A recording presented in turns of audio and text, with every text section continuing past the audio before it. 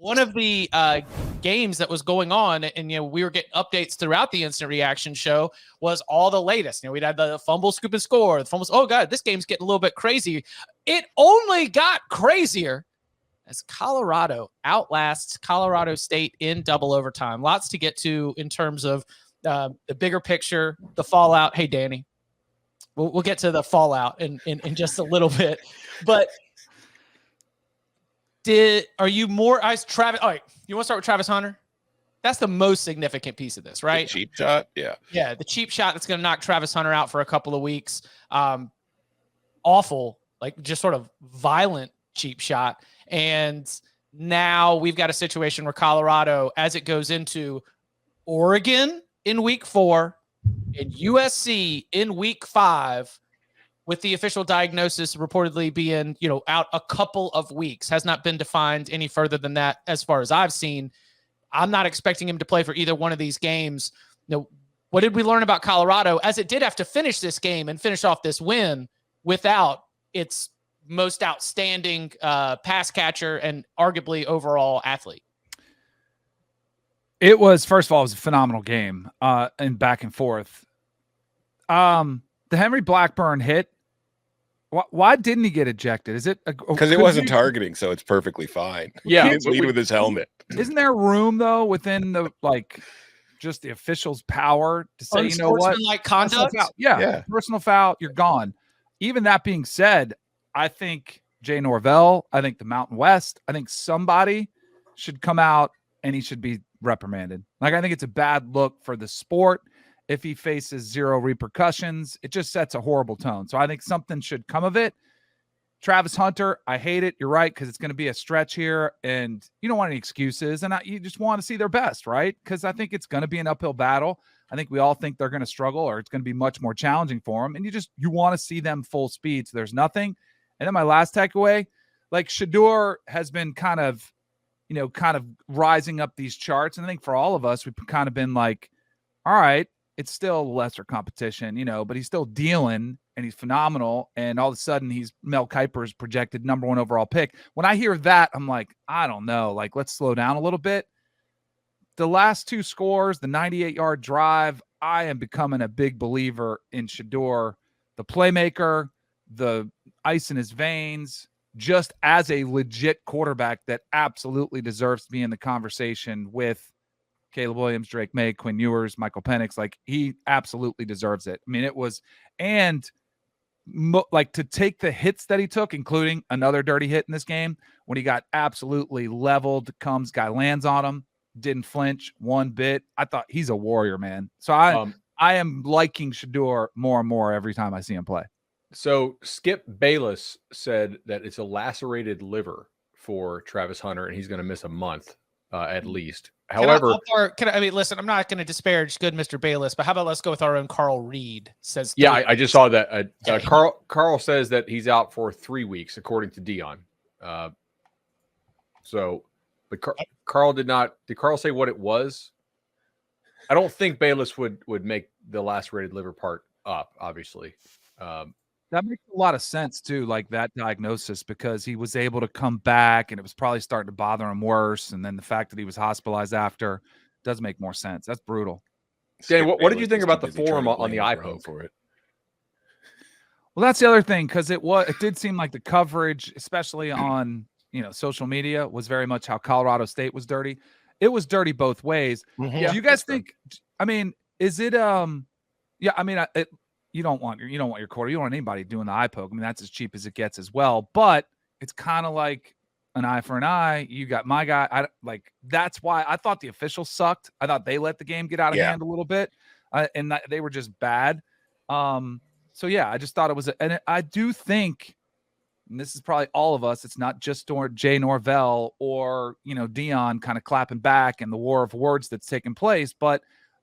It's already a violent, emotional game. You add another level to that, stuff like that's going to happen. That's why I thought the officials early in the game, almost one of those ones that you see in Little League, or Pee Wee football, where you pull over both. And you don't have to just pull over the coaches. You guys need to get your team under control.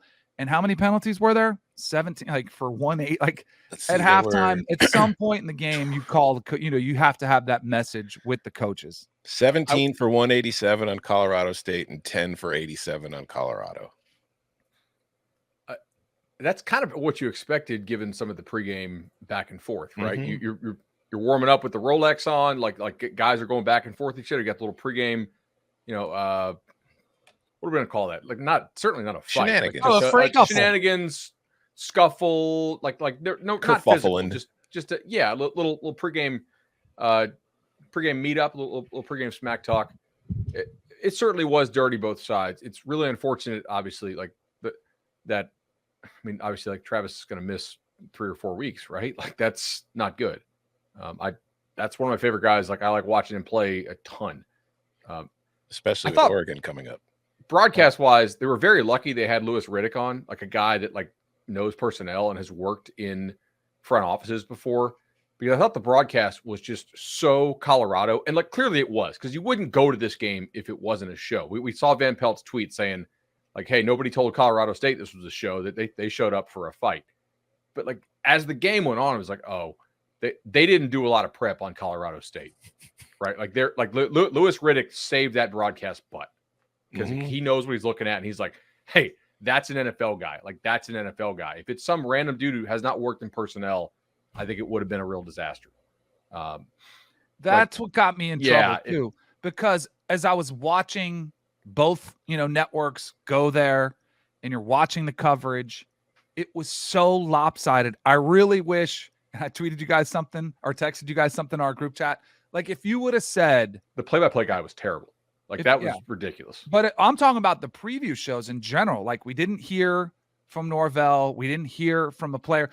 If you would have said, can you name me 3 Colorado State players or just their quarterback, I think you would have gotten crickets from can we just talk about one segment? Because I get it's about Deion. I get that.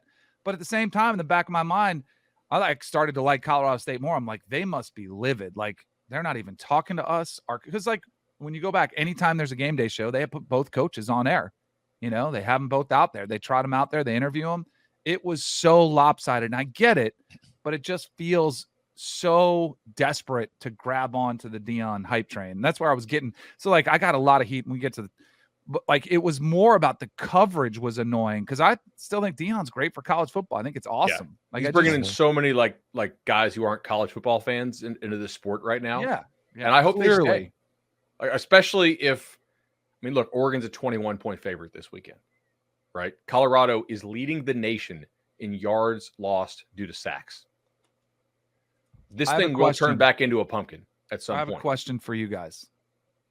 Did anybody that was either talking about the game or coaching in the game know the overtime rules? Well, we know Colorado didn't. I don't think Colorado did.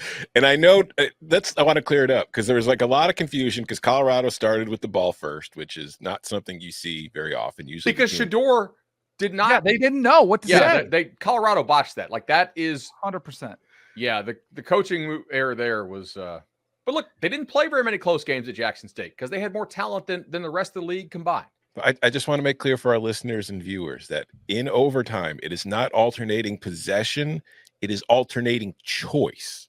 And you just see every team choosing to be on defense first, because that way they know what they have to do when they get the ball. But it is not alternating possession, because there was a lot of confusion about that on Saturday night. Yeah. Is that like alternative facts? Alternative choice. Everybody just gets to choose their own adventure in this new overtime. Everything's fantastic. Do you think that Colorado State should have gone for the win? Yes. Yes. Yes. Because you have your best 2-point play. Yep. Danny, you know how you do this. On Thursday, we're going to rep the 2-point play, okay? And then we might rep a second one just in case. But like, you have one 2-point play that you're going to use, because you probably haven't used it so far in the season unless you've had like a lot of low red zone stuff, and it's the one you feel good about. If you're going to run that at some point, why not run it then to where it can win you the game? Not going for the win, I thought was an error, especially because you didn't have the pass rusher who was really messing up Colorado, Kamara. Like once he's out, it did strongly tip in Colorado's favor. There was also the punt too on 4th and 1, was it? Oh, instead of going for it. Yeah. Yeah. Yeah. But That I they were didn't like. they coached scared at the end of that game. Well, because the thing Yeah. is, if you go for it and miss, Colorado can still drive down and score, and it leaves you with an actual, like, realistic chance to run your real offense to come back and maybe kick a game-winning field goal, which Mhm. at altitude, I mean, Danny, you played in Denver, like, Yep. are much more makeable. Like, 50-yarders happen up there more than they do elsewhere. So, They're in Columbia, Missouri, the only two places where you can drill long ass field goals. Also, too, that was insane. I tried to taste consistent with the takes, and I remember, and I think we all had the same exact reaction, which again, no one brought up on the broadcast. No, not one like, oh, what about going for 2? Not even a mention.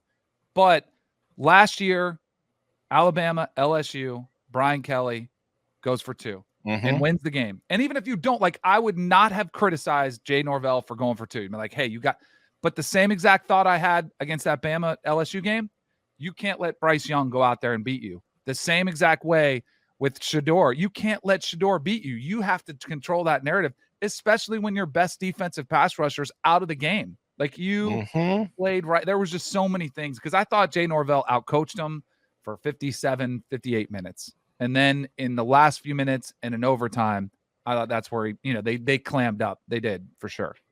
And to your point about Shador, this is like leading that comeback in the fourth quarter. They had all the momentum. Yeah. Let's go. You don't give him the ball. Okay, Danny. Look, also, we're not perfect, and we would not make great coaches. There are certain things that are just, well, I would. Like, you don't need, like there's really no excuse to botch the overtime thing. Right. Like that's just, those are errors you can't make. But you can make them if you have a huge talent advantage over the rest of your league. Like, we are learning about how Deion is as a coach in close games. He handled it extremely well at TCU. They did mount the comeback here, but like, has he ever coached an overtime game? Did they have an overtime game at Jackson State? Maybe they have one in year 2. Didn't they have one in the bowl game? Changing too, right? I mean, like, you might be thinking like, okay, so crap. What is this? New setup that you've got going in? But he also has a former head coach as his offensive coordinator who should probably be filling him in on this stuff too. Yeah. A lot of experience on that staff. Danny, what's the current level of feud? Like, are we at like a 7 or 8 with you and the Sanders family? Yeah, I think so. It's been an interesting 24 hours, I would say, on social media. And I get it. Like, I definitely poked the bear. I put it out there. That was a shocking one to see that one, especially after now, do you guys think that poll is leading or implying that I think they shouldn't? Do you guys think, does that poll, because that's all I did was put out the poll. Should you storm the field? And it was already a debate that was starting to rage. I saw some Jack McGuire with Barstool with those guys. He said, I can't believe you did it. I saw Big Cat say, oh, absolutely. So I saw the debate kind of going. I was genuinely curious. Like, all right, what do people think? Like, is this obvious? I didn't have a huge problem with it. I'm like, I get it. Like, you guys have not been relevant for 15, 20 years.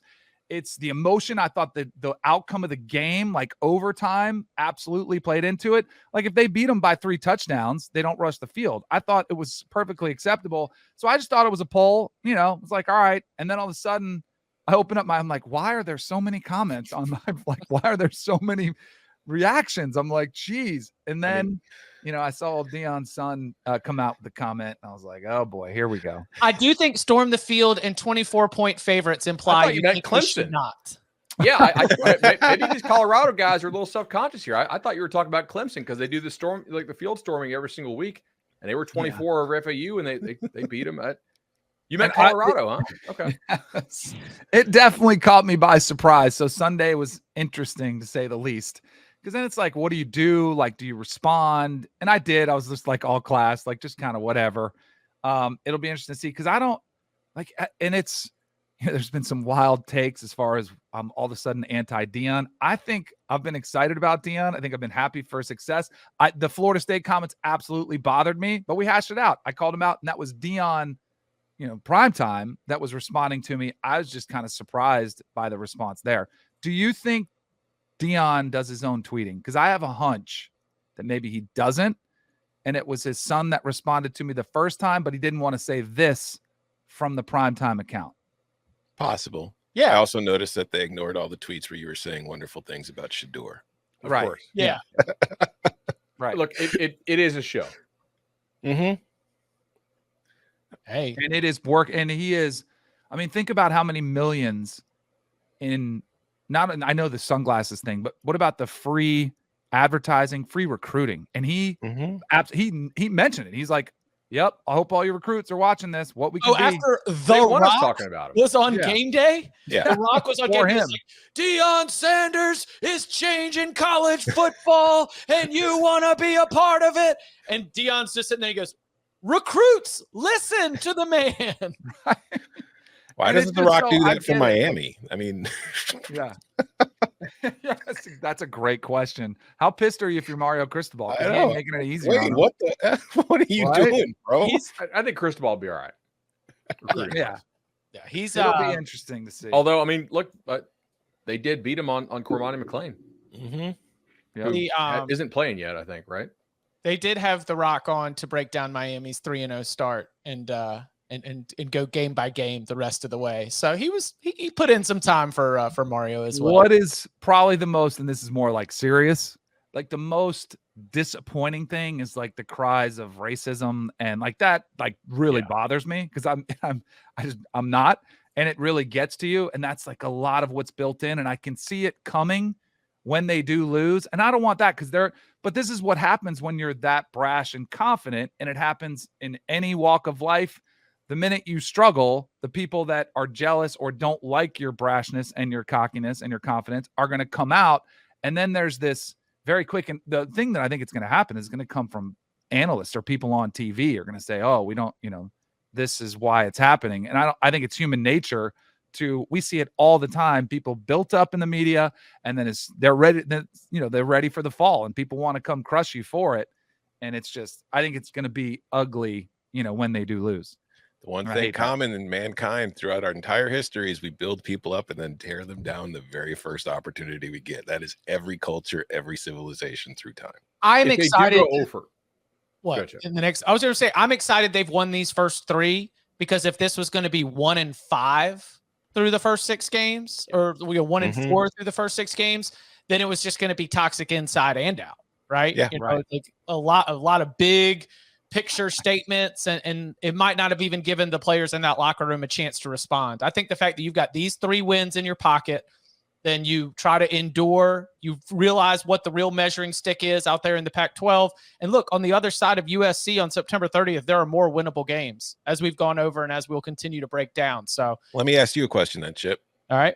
After watching that game on Saturday night, you still feeling 8 wins? So we've already got 3, and I definitely you think look bad. what? Arizona Yeah. State looked bad. Like, Yeah, yeah. I'm saying Arizona State, Stanford, Arizona gets us to 6. I think there's 6. ASU is pulling the trigger, and that thing ain't firing. Like they're out of players. Like I think they had like 8 offensive linemen they thought they could play, and they're without 6 of them. And now they're out 2 of their, maybe their top 3 quarterbacks. So I mean, it sucks because you still got to play the remaining 9 games, but they're just out of players. It looks like. I'm done because all I kept thinking is I thought they were going to lose that game. I have no idea what this team is because coming in the season, I'm like, oh, they're going to lose the first 2 and then they're going to beat Colorado State. And they did the exact opposite. So I'm like, I don't know. And that's why I'm scared to touch them against Oregon or USC. I think they get boat raced, but I wouldn't be shocked. I just think the offensive and defensive lines are a very real issue that's going to get exposed. No, yeah. Let's go ahead and table that for we got a big game September breakdown. 28th because that sounds like a lock fight. If you think USC's defense is keeping Shador Sanders in check. we did not get an answer. Come on. We did not get an answer on Chip's feeling on the 8 wins though. Yeah. Oh yeah, probably 7, right? Okay. I just I went need 6 for that 50-1 shot. I went and got 6 really easy, and then the question is at Washington State, Oregon State at home. What happens in a UCLA game where there's probably going to be 100 points? Who knows? I don't know if they're easy though. Even like you're going to get everybody's best shot now, like just like they got against Colorado State. We'll see.